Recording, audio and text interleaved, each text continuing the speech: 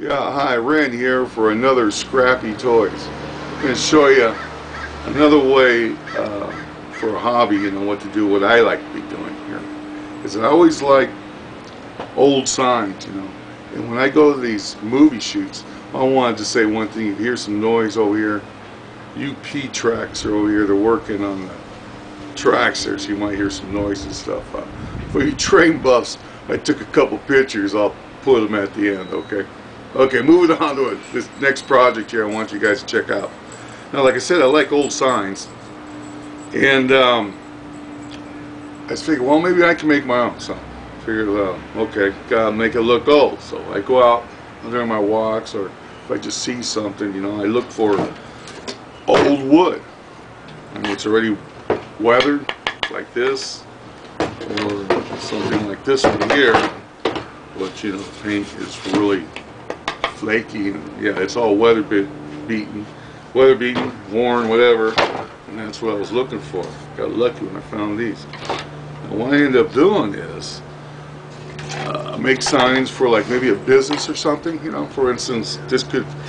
What I did here, I kind of sanded a little bit to, get some of the flaky stuff off. But you can see, I still kept a lot of the old paint.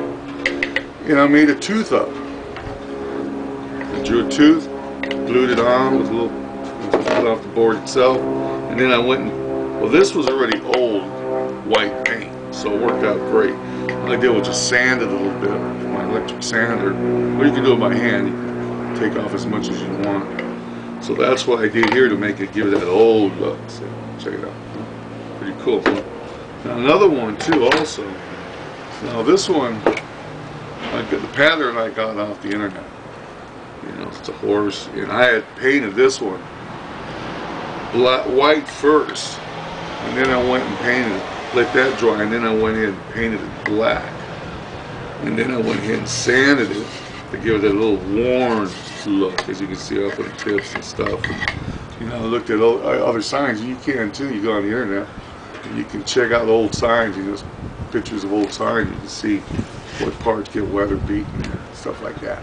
So another one also, when I was overlapping on paint, it would be these. Again, we use some of this board and sanded it, and that's what it looks like when you sand that. And I made these up, and you can see I painted one first blue and then black, and this one here I painted white and then black. So it just gives it, because I noticed with old signs, they've been painted numerous times, and when they get worn, they start showing the paint that it had before. So this one, kind of gives a nice worn look. And then also, I like getting animals. I did a friend of mine's dog, Gunner. His name's Gunner, and I did the same thing with Gunner. Got sanded him down, just cut a pattern out with the dog and stuff. And then I got fun, a little fun here. I made this one here, where it just rests on the nose. So you can make them rest on the nose like this too.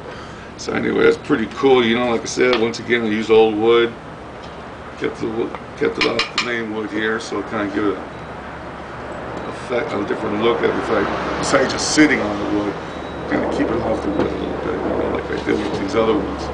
As you can see, they're off the wood. But anyway, then I put hangers on the back so you can hang them. Either if you have a porch outdoors, hang them out there, look great. Give that old comfy look and stuff.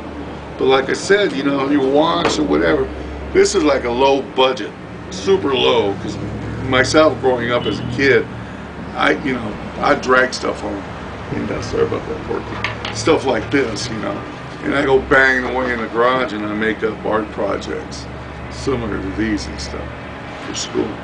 But yeah, everything, and no low budget, but of course, you're gonna go out and buy your paints and stuff, and they don't cost much. It's like $4 or $5 for a jar like something like this, crass paints. Yeah. But anyway, you can do that. Spend a couple bucks on that, and some brushes. They don't have to be expensive brushes, because they're gonna get worn anyway. But anyway, yeah, this is another project you can look into. Like I said, they don't cost The only thing it costs is your time to go out and look for the materials. And if you got people who are tearing down the house, go over and say, hey, is it okay if I grab some of that old wood? And they'll probably say, yeah, because they don't have to toss it away. If you drag, I used to do that too. Well, I still do it too. There's a house around, they're tearing it down. I'll look over and say, hey, can I take some of that wood home? And the majority of the time, I say, yeah, go ahead, help yourself.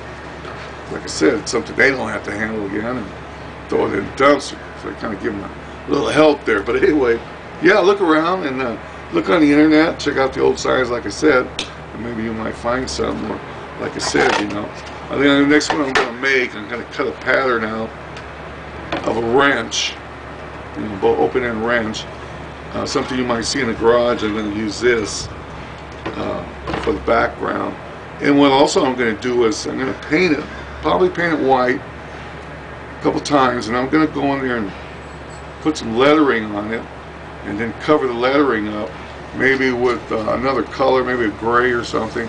And then after that dries, just sand it enough to where the lettering is going to stand out. It's going to look like at one time it did have the name of the wrench on it, but as time went on, things get painted over. So, just kind of like revealed it a little bit. Like I said, you see a lot of that on old signs and stuff. So anyway, okay, I got a lot more projects that I want to show you. And like you can do them at home, it don't cost anything, except for, like I said, your time to go out and look for this wood. And you've probably seen it, but just never pay attention to it. And but now that I'm looking for it, I can't find it. So I look for other things, and then I find it. That's how things usually work out around here. Okay, I'll leave it at that. And I hope I can, like I said, plant a seed in somebody's head and see if they can get themselves a hobby or something. And it doesn't have to be this, but something, feed your brain, give it some food there, get a hobby. Okay, like always, you take care, and you take care of those ones you love. Thank you very much. Bye.